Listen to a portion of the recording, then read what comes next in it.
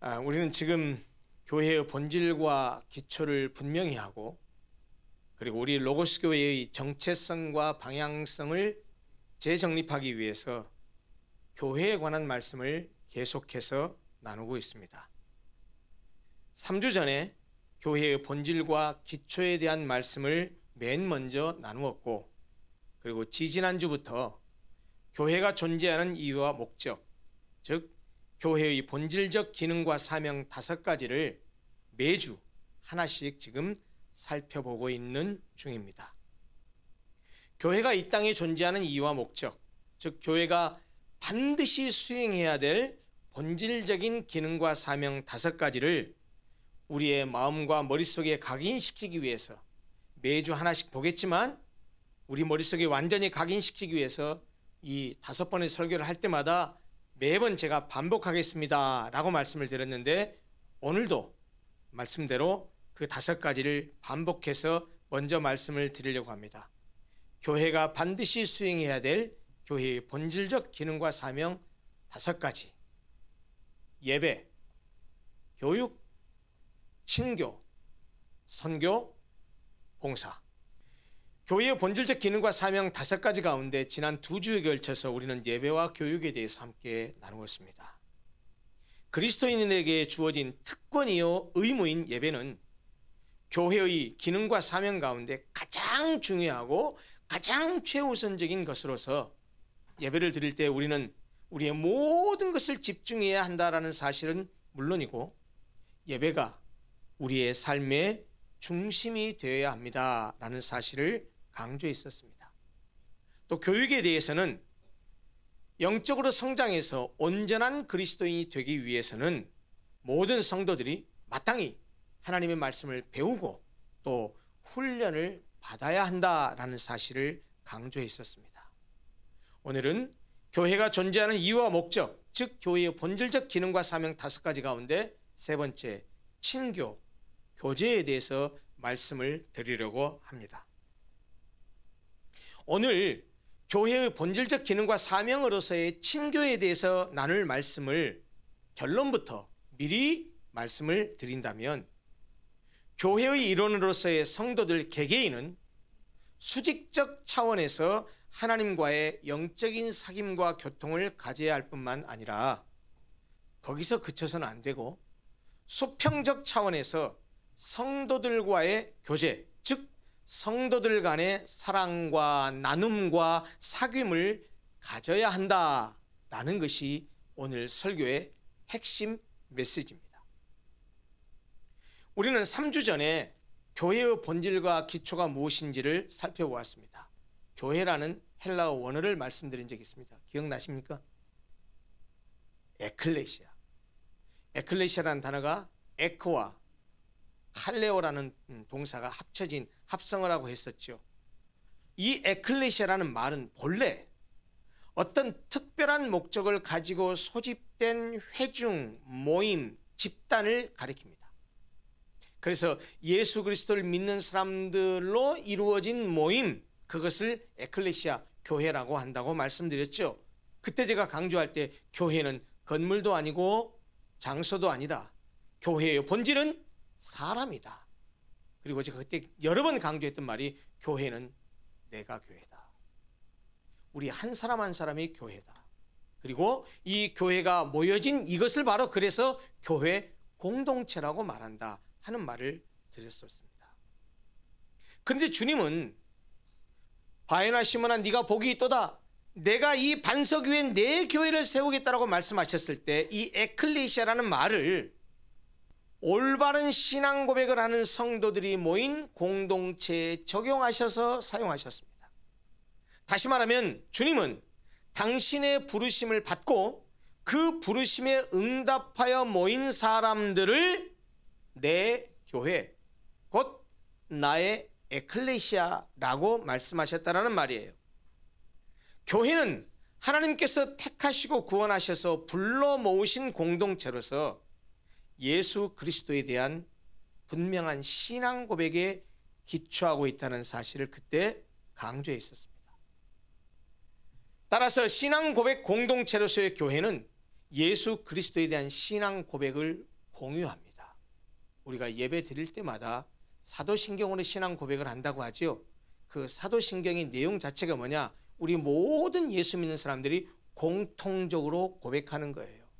요즘 이단들이, 사이비들이 하도 활기를 치는데 그 사이비와 이단들을 구별할 수 있는 크라이테리어 중에 하나가 뭐냐면 바로 사도신경입니다. 사도신경의 일부라도 부정하면 이단입니다.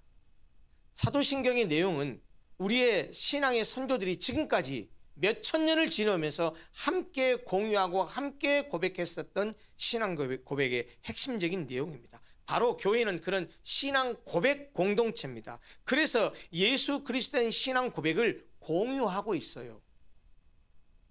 예수 그리스도에 대한 신앙 고백 공동체로서의 교회는 예수에 대한 신앙 고백이 전제되고 그리고 반드시 그것이 요구된다는 말이에요. 그런데 이 지상에 존재하는 조직체로서의 교회에는 베드로와 같은 분명한 신앙 고백, 예수는 그리스도입니다, 예수는 하나님의 아들이십니다, 이런 분명한 신앙 고백을 가진 사람들이 있는가 하면 아직 그런 고백을 할 정도의 믿음을 가지지 못한 사람도 있습니다. 예수가 누군지 잘 몰라요. 목사님이 설교해도 사실 설교의 내용도 잘 못 알아들어요. 무슨 말인지 잘 몰라요. 그래서 믿고 싶은 마음은 있지만 뭘 알아야 믿든지 말든지 하죠? 잘 몰라요. 그래서 예배를 들으면서도 어렵게 느껴지고 낯설게 느껴지는 그런 사람들도 있다라는 말이에요. 아마 지금 이 자리에도 그런 분이 계실지 모릅니다. 사실 성도라고 하는 말은 하나님의 백성, 거룩한 무리라는 뜻이죠. 예수를 베드로와 같이 그렇게 고백하는 신앙 고백을 가진 사람들을 성도라고 말합니다. 그런데 교회 안에는 그렇게 성도라고 할 수 없는 단순한 교인도 있다는 말입니다. 사실 교인과 성도는 그 의미가 매우 다를 뿐만 아니라 그 둘은 서로 분명히 구분되어야 합니다. 교회를 다니는 교인들 가운데에는 성도라고 불릴 수 있는 사람이 있는가 하면 그냥 교인에 그치는 사람도 분명히 있습니다. 그러면 교인은 뭐고 성도는 뭡니까? 교인은 성경이 말하는 교회의 기초인 예수 그리스도에 대한 분명한 신앙 고백은 없지만 교회에 다니면서 교회에 속해 있는 사람을 말합니다. 그러니까 교인, 교회 사람이라고 하죠. 이와 달리 베드로와 같은 분명한 신앙 고백이 있는 그런 교인들을 성도, 예수 그리스도를 믿는 하나님의 백성, 거룩한 무리라는 뜻으로 성도라고 말합니다. 교인과 성도의 차이가 무엇인지 깨달은 분들 중에 그럼 나는 뭐지? 라고 묻는 분이 계실지 모르겠습니다. 내가 비록 교회에 다니기는 하지만 나는 아직 하나님도 잘 모르고 예수님도 잘 모르고 목사님이 말씀하시는 예수님에 대한 확신한 신앙 고백도 없어서 교회의 참된 구성원이라고 말할 수 있는 성도가 아닌데 그럼 나는 교회에 와서는 안 되는 사람인가? 이렇게 생각하는 분이 계실지 모르겠습니다. 아닙니다. 정반대입니다. 아직 예수님에 대한 분명한 믿음이 없으니 성도들의 모임인 교회에 더 적극적으로 참여하고 함께 해야 됩니다. 여러분, 세상에 어떤 사람이 태어날 때부터 하나님에 대해서, 예수님에 대해서 믿음을 가지고 태어난 사람이 있겠습니까? 흔히 말하는 모태신앙이라고 하는 사람들조차도 태어날 때부터 믿음을 가지고 태어난 사람은 없습니다. 누구나 믿는 이들의 모임인 교회를 통해서, 즉 교회에 다니면서 교인들과 함께하면서 성경을 통해서 하나님을, 예수님을 알아감에 따라 믿음을 갖게 됩니다. 따라서 믿음이 없는 사람이라면 더 적극적으로 믿는 이들의 모임인 교회와 함께 해야 한다라는 말입니다. 교회에 열심히 다니라는 말씀입니다. 교회는 모든 사람에게 열려 있습니다. 지금 당장 예수를 믿는 확실한 믿음이 없다 해도 예수 그리스도를 믿고자 한다면, 또는 예수 그리스도에 관심이 있다면 교회에 들어와도 됩니다. 교회에 나온 지 얼마 되지 않았다고 한다면 당연히 예수가 누군지, 어떻게 구원을 받는지, 도대체 성경이 무엇인지 잘 모를 수밖에 없죠. 어떤 사람은 급격한 변화를 통해서 예수를 믿는 사람도 있습니다. 그러나 모든 사람이 그런 것은 아니에요. 어떤 사람은 꿈에 하나님이 나타나서 예수를 믿게 하기도 합니다. 어떤 사람은 특별한 경험을 통해서 하나님을 믿게 하기도 합니다. 어떤 사람은 그 몸을 쳐서 육신의 질병을 줘서 생명의 위기 앞에서 하나님을 찾기 위해서 하나님을 믿게 하기도 합니다. 그러나 모든 사람이 그런 것은 아닙니다. 사실 믿음은 갑작스럽게 하늘에서 떨어지는 것이 아닙니다. 보통은요, 예수를 믿는 데 상당한 시간이 필요합니다. 그러니 교회를 잘 다니십시오. 예배를 소홀히 여기지 마십시오. 특히 설교를 통해서 선포되는 말씀을 경청하십시오. 여러분, 베드로가 주는 그리스도시요 살아계신 하나님의 아들이십니다. 태어날 때부터 그런 신앙을 가졌습니까? 그가 3년 반 동안이나 예수를 따라다니면서 예수가 행하신 기적과 표적과 이적을 눈으로 보고, 그리고 예수님의 하신 말씀을 들으면서 믿음이 생겼던 것이고, 너희는 나를 누구냐 했을 때 그런 고백을 할 수 있었던 것이에요. 하루아침에 이루는 것이 아닙니다. 말씀을 자꾸 듣다 보면 깨닫게 되고, 말씀에 대한 깨달음을 통해서 믿음이 생깁니다. 그래서 로마서에 뭐라고 말합니까? 믿음은 어디서 난다고요? 들음에서 난다고 하지 않습니까? 예, 말씀에 자꾸 노출시키십시오. 말씀에 노출시키려면 어떻게 해야 돼요? 예배에 참석해야 되죠. 성경 공부 가야 되죠. 그 노출되는 것이 많으면 많을수록 말씀을 깨닫게 되고 하나님을 믿는 믿음에 가까이 다가서게 될 것입니다. 그래서 예배에 잘 참여하고 교회 공동체를 떠나지 말라는 것입니다. 그리고 교회 공동체 안에서 다른 교인들과 함께 잘 어울리십시오. 먼저 믿고 있는 성도들과 사귀라는 말씀입니다. 다시 강조하지만 교회는 건물이나 조직이 아닙니다. 장소가 아닙니다. 교회는 예수를 그리스도로 고백하는 사람들의 공동체입니다. 우리가 교회입니다. 내가 교회입니다. 따라서 공통의 신앙 고백 안에서 교인들끼리 서로 교제하는 것, 교통하는 것, 친교하는 것, 그건 매우 당연하고도 자연스러운 일입니다. 이것을 교회의 본질적 기능과 사명으로서의 친교 또는 교제라고 말합니다. 그것을 잘 말해주는 것이 오늘 우리가 읽었던 본문 가운데 하나, 요한일서 1장의 내용입니다. 요한일서 1장을 한번 보십시오. 사도 요한은 1장 1절에서 뭐라고 말하냐? 태초부터 있는 생명의 말씀에 관하여는 하면서 그 태초부터 있는 생명의 말씀에 관하여 이야기하기 시작합니다. 사도 요한이 말한 태초부터 있는 생명의 말씀이 무엇입니까? 요한복음 강의할 때 제가 말씀을 드렸지만 요한 일서를 쓴 사람과 요한복음을 쓴 사람이 동일인입니다. 사도 요한입니다. 요한복음 1장 1절에도 이 말씀에 관한 내용이 나옵니다. 태초에 말씀이 계시니라. 이 말씀이 하나님과 함께 계셨으니 이 말씀은 곧 하나님이시니라. 그가 태초에 하나님과 함께 계셨고 만물이 그로 말미암아 지은 바 되었으니 지은 것이 하나도 그가 없이는 된 것이 없느니라. 이때 말씀으로 번역한 헬라어 원어가 뭐였죠? 예, 우리 교회 이름 로고스입니다. 그 태초부터 있는 생명의 말씀, 그 로고스가 육체가 되어 이 땅에 왔습니다. 요한복음 1장 14절 말씀이 육신이 되어 우리 가운데 거하심에 우리가 그의 영광을 보니 아버지의 독생자의 영광이요 은혜와 진리가 충만하더라. 그 말씀이 육신이 되어서 우리가 똑같은 인간이 돼서 이 땅에 왔습니다. 그분이 태초부터 있는 생명의 말씀이에요. 육체로 이 땅에 오신 하나님 곧 예수 그리스도를 가리켜요. 그런데 사도 요한이 그 생명의 말씀인 예수 그리스도를 듣고 보았대요. 보되 자세히 보고 손으로 만지기까지 했다고 합니다. 그러면서 사도 요한은 그 보고 들은 이 예수 그리스도를 지금 전하는데 그 전하는 이유에 대해서 요한일서 1장 3절에서 이렇게 말씀합니다. 요한일서 1장 3절 우리가 보고 들은 바를 너희에게도 전함은, 우리가 보고 들은 바가 뭡니까? 예수 그리스도예요. 예수 그리스도를 너희에게 전함은 너희로 우리와 뭐가 있게 하려고요?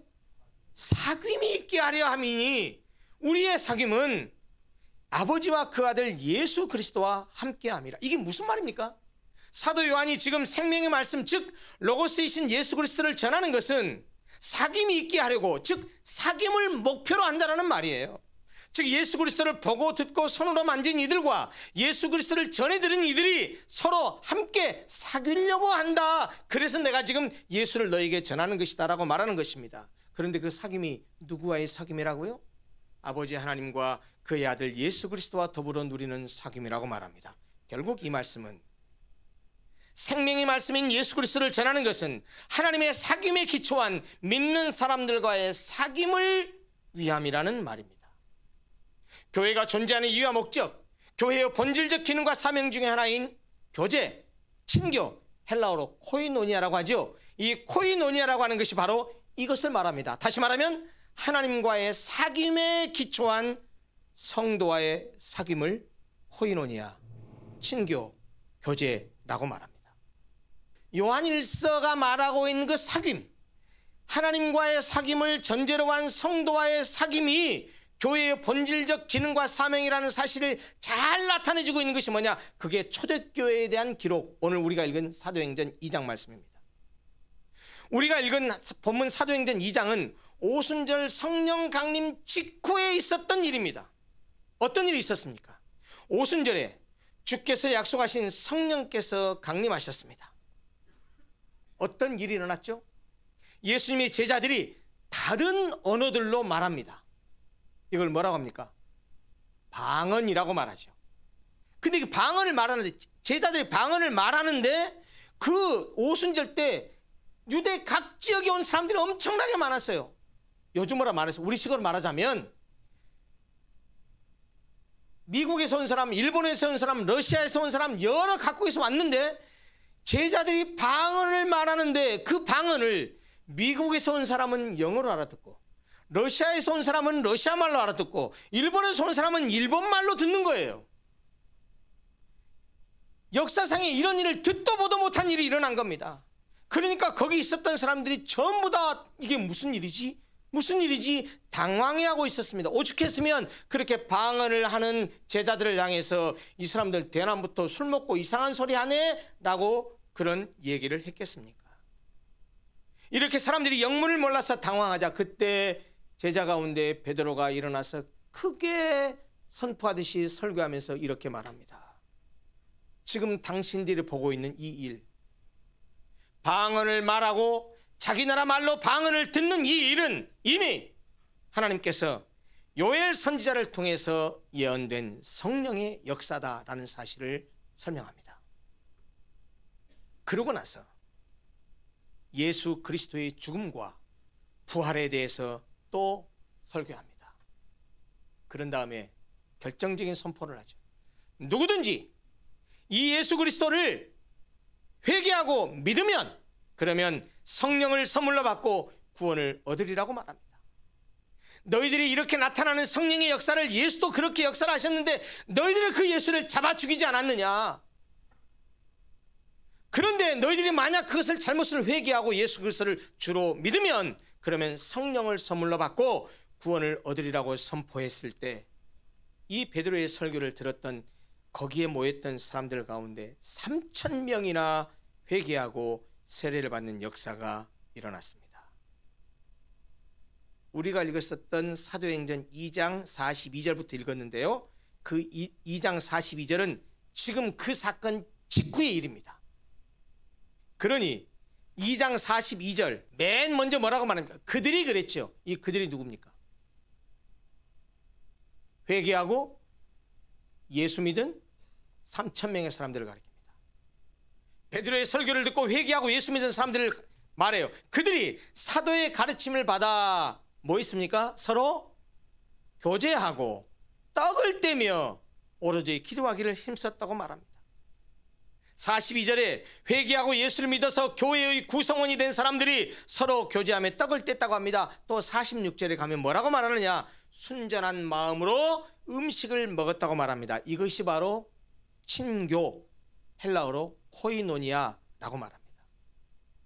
방금 말씀드린 헬라어 코이노니아, 이 단어는요 친교, 교제라고 번역하기도 하고, 아까 우리가 말씀 나눴었던 요한일서는 사귐이라는 단어로 번역이 됐는데 이 코이노니아라는 용어는 신약 성경에 신약 성경이 맨 처음 어떻게 되죠? 마태, 마가, 누가, 요한복음. 다음에 사도행전이죠. 사도행전 전 4복음서에는요. 이 코이노니아라는 단어가 안 나옵니다. 코이노니아라는 용어가 교제, 친교, 사귐이라는 용어가 신약 성경에 처음 등장하는 구절이 바로 본문 사도행전 2장 42절이에요. 교제라는 말로 우리말로는 번역이 됐습니다. 보혜사 성령이 오신 후에야 비로소 교회가 단순히 같은 신앙을 고백하는 신앙적 정체성을 공유하는 신앙 공동체의 수준을 넘어서서 삶의 전반을 공유하는, 즉 사도행전 2장 44절 45절에 기록된 대로 모든 물건을 서로 통용하고 또 재산과 소유를 팔아서 각 사람의 필요를 따라 나눠주는 그런 코이노니아 공동체, 교제 공동체가 된 것입니다. 무슨 말이냐? 다시 말씀드릴게요. 이 오순절 성령 강림 전의 교회 공동체는 단순한 신앙 고백 공동체였다고 한다면 이 성령 강림 이후에는 그 신앙 고백 공동체가 교제 공동체가 됐다는 말이에요. 여러분, 그러하기 때문에 교회가 모여서 뭘 해야 되는가? 우리가 지난번에 두 가지를 얘기했어요. 예배, 교육. 교회가 해야 될 가장 기본적이고 본질적인 것입니다. 여러분, 거기서 그치는 것이 아니라는 거예요. 교회가 모이면 예배만 드리고 성경 공부하고 거기서 그치는 것이 아니고 반드시 뭐 해야 된다고요? 교제해야 돼요. 교회는 성령 안에서 하나 되어서 삶의 전 영역에서 코이노니아가 이루어지는 교제 공동체입니다. 그래서 여러분, 사도 바울은 에베소서에서 이런 교회를, 교제 공동체에서의 교회를 그리스도의 몸에 비유하고 그리스도를 교회의 머리, 그리고 우리를 뭐라고 했습니까? 지체라고 가르쳤습니다. 이것은 교회 안의 모든 신자들이 그 존재가 아무리 미미하다고 해도, 여기서 미미하다는 말은 무슨 말이냐? 이런 거예요. 어떤 사람은 헌금을 많이 하고 어떤 사람은 헌금을 적게 하고 어떤 사람은 교회를 잘 알고 어떤 사람은 잘 모르고 어떤 사람은 교회에 오래 나와서 교회에 온 지 오래돼가지고 교회 생활에 익숙하고 어떤 사람은 교회가 뭔지도 잘 모르고, 여러분, 그 사람도 다 교회 공동체 안에서 똑같이 동등하게 중요하고 소중하다는 사실을 가르쳐줍니다. 또한 그 사실은 우리 모두는 그리스도 안에서 한 몸이기 때문에 우리가 서로 친교를 이루어야 된다는 사실은 너무나 당연하다는 것을 우리에게 가르쳐주기도 합니다. 여러분, 그래서 아까도 제가 말씀드렸지만 우리가 예배 드릴 때 맨 앞에 예전적으로 신앙 고백을 하잖아요. 사도신경을 함께 고백합니다. 사도신경은 크게 세 부분으로 나눠져 있다고 말씀드렸죠. 삼위일체에 대한 신앙 고백이에요. 맨 먼저는 성부 하나님에 대한 신앙 고백, 그리고 두 번째가 성자 하나님에 대한 신앙 고백, 그리고 성령 하나님의 신앙 고백인데, 맨 마지막 부분, 나는 거룩한 공교회와 성도가 서로 교통하는 것과 라면서 우리가 믿는 믿음의 내용들을 고백합니다. 거기에 거룩한 공교회, 그리고 성도가 서로 교통하는 것, 이것을 우리 신앙의 매우 중요한 요소로 신앙 고백에서도 표현합니다.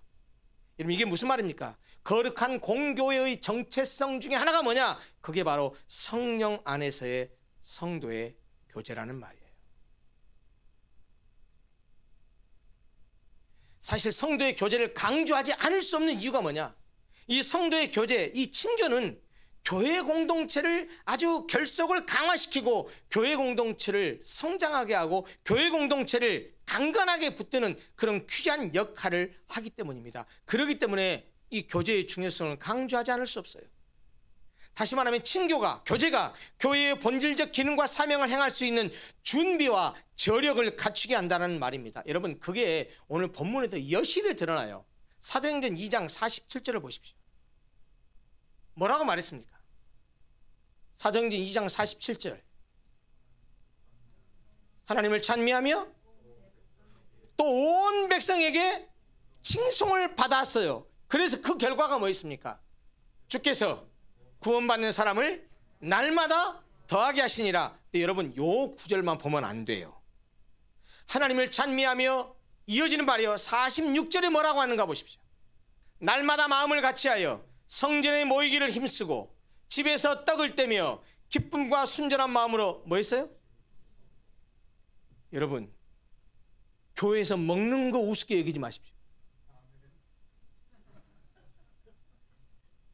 여러분, 온전한 마음으로, 기쁨과 순전한 마음으로 음식을 먹는 친교와 교제가 있었기 때문에 성도들이 함께 결집력이 강화돼서 백성들에게 칭송을 받고 결국에는 뭐예요? 구원을 받는 사람이 날마다 더하게 됐다라는 거예요. 여러분, 과장이 아니고요, 성도들끼리의 친교가, 성도들의 교제가 교회 공동체를 강화시켜서 그 강화된 힘으로 선교적 역량이 발출됩니다.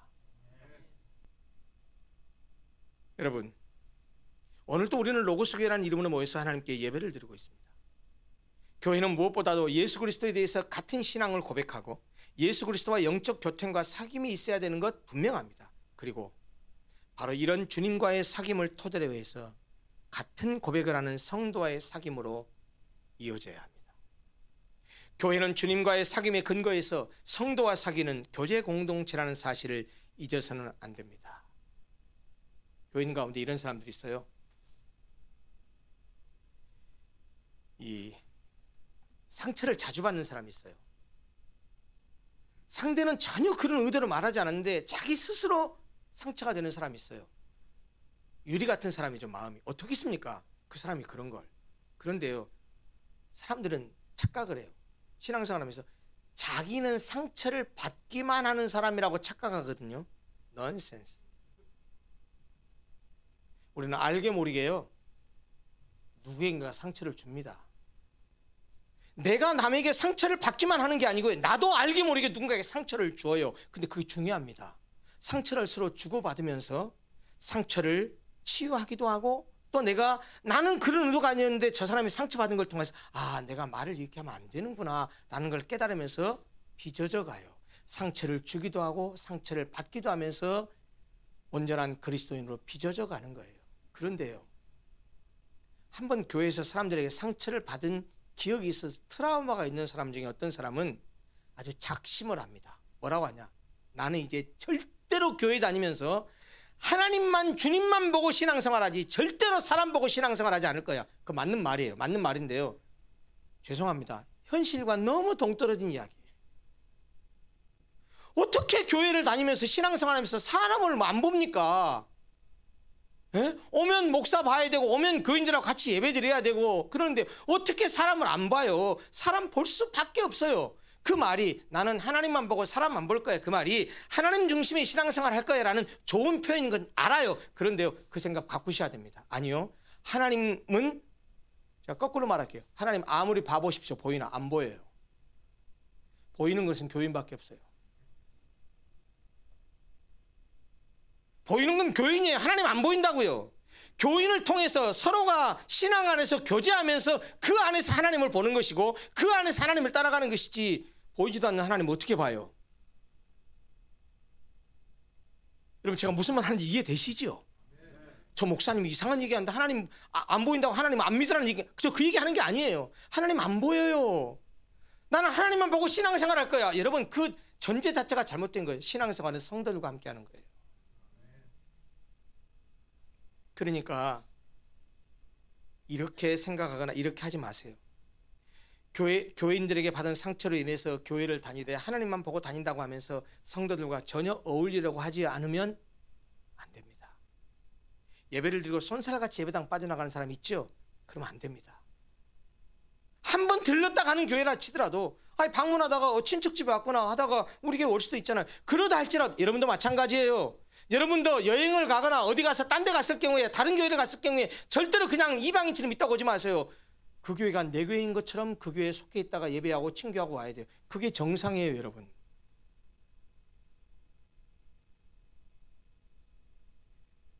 어떤 친교 메모도 참여하지 않으면서 혼자만 거룩한 척, 혼자만 믿음 있는 짓이, 그렇게 행동하지 마십시오.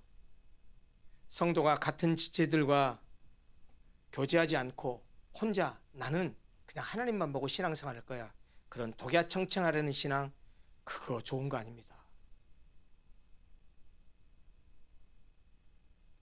사람은 누구와 사귀느냐에 따라서 그 사람의 삶이 달라집니다. 사자성어에도 그런 말 있죠. 근묵자 흑이요 근주자 적이라. 그렇습니다. 먹을 가까이 하면 검게 되죠. 빨간 거 가까이 하면 나도 붉어지죠. 그래서 우리 조상들이 그랬죠. 까마귀 노는 곳에 백로야 가지 마라. 다 무슨 얘기입니까? 환경이 동물이기 때문에 누구와 사귀느냐에 따라서 그 사람의 삶이 달라지니까 좋은 사람 사귀라 하는 말이에요.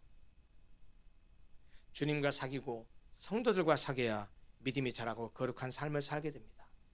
세상과 사귀고 안 믿는 사람들하고만 사귀면 결코 거룩한 삶을 살 수 없습니다.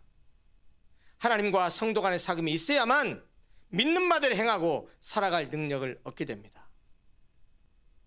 여러분, 하나님과 교제하지 않고 성도들과 교제하지 않으면 세상과 교제할 수밖에 없어요. 그러면 그 사람들의 삶은요 빤해요. 입으로는 예수를 믿는다고 말하고 입으로는 하나님 얘기를 해요. 근데 그 사람의 삶을 보면, 행동을 보면 이 사람이 예수 믿는 사람인지 아닌지 구별을 못해요. 주님과 사귀고 성도들과 사귀어야 참된 그리스도인이 될 수 있습니다. 성도다운 성도로서 살기 위해서 주님과 사귀는 일을 게을리하지 마시고 성도와의 사귐을 우습게 여기지 마십시오. 설교를 마무리하면서 여러분들에게 실제적인 부탁을 드리려고 합니다. 이 친교, 교제에 대해서, 코이노니아에 대해서. 고린도전서 12장 26절 말씀을 보면 이렇게 말씀합니다. 한 지체가 고통을 받으면 모든 지체도 함께 고통을 받고 한 지체가 영광을 얻으면 모든 지체도 함께 즐거워하는 거다 라고 말합니다. 이것이 교회입니다. 로마서 12장 15절은 뭐라고 말씀합니까? 즐거워하는 자들과 함께 즐거워하고 우는 자들로 함께 울어라 라고 말합니다. 이것이 하나님과의 사귐에 근거한 성도들의 교제를 통해서 하나 된 신앙 공동체의 모습입니다. 개인주의와 군중 속의 고독으로 소외된 현대인들에게 성도의 교제는 더욱 절실히 필요합니다. 교인들끼리 자주 만나서 함께 어울리고 함께 먹고 마시며 다양한 교제를 나누게 되기를 바랍니다. 취미가 같으면 취미도 같이 하세요. 탁구도 같이 치고 당구도 같이 치시고 골프도 같이 하시고 노래방도 같이 가시고 성도들하고 같이 어울리세요. 다방면의 친교를 통해서 성도들끼리 좀 더 깊이 알아가고 서로가 서로를 좀 더 이해해가면서 우리가 주 안에서 하나라는 사실을 확인해가면서 서로 용납하고 서로 사랑하며 하나된 공동체를 이루어가게 되기를 바랍니다. 힘들고 어려울 때 서로 돕고 협력하며 기쁘고 즐거울 때 함께하는 공동체, 그것이 교회의 본래의 모습입니다. 그것이 교회가 가져야 할 가장 기본적인 사명, 친교, 교제, 코이노니아가 의미하는 바입니다. 사랑하는 성도 여러분, 이제 오늘 이후로는 옆에 있는 성도들을 지붕 위에 닭 쳐다보듯이 보지 마십시오. 오면 좀 반갑게 좀 아는 척 좀 하시고요. 먼저 좀 인사하세요. 나이 많다고, 내가 목사라고, 내가 장로고 내가 권사라고 교인이 와서 나한테 먼저 인사해 주기를 바랄 게 아니고 내가 먼저 가서 인사하고 내가 먼저 손잡아주고, 그리고 식사하실 때 제발 아는 사람끼리만 52주 밥 먹지 마세요. 에? 오늘은 좀 낯선 분에게도 가서 좀 해보고, 오늘은 이렇게 친밀하지 않은 분에게 일부러 가서 식탁 가지고 와서 식판 가지고 와서 거기서 좀 이야기 좀 나누고 이래야지. 속된 말로 교회에서조차 끼리끼리 되면 되겠습니까? 이거 웃을 일이 아니에요. 이 친교 교제가 얼마나 중요한지 아세요? 여러분, 교회를 다른 교회를 한번 가보세요. 교회가 냉랭한 분위기의 교회가 있고요, 교회가 따뜻하고 온화한 분위기의 교회가 있어요. 여러분, 교회가 성도들을 서로 사랑하고 아끼고 돌보고 섬기는 이런 친교가 무엇인지, 교제가 무엇인지, 코에너니가 무엇인지를 아는 교회는 따뜻함이 넘쳐요. 우리 교회가 그런 교회가 되기를 바랍니다. 어떤 사람들이 오든, 야, 이 교회 참 따뜻하다, 참 정이 많다, 참 부담 없다, 편안하다, 이런 교회가 됐으면 좋겠습니다. 함께 그런 아름다운 교제가 넘치는 교회를 만들어 가시기를 소원합니다. 기도하겠습니다.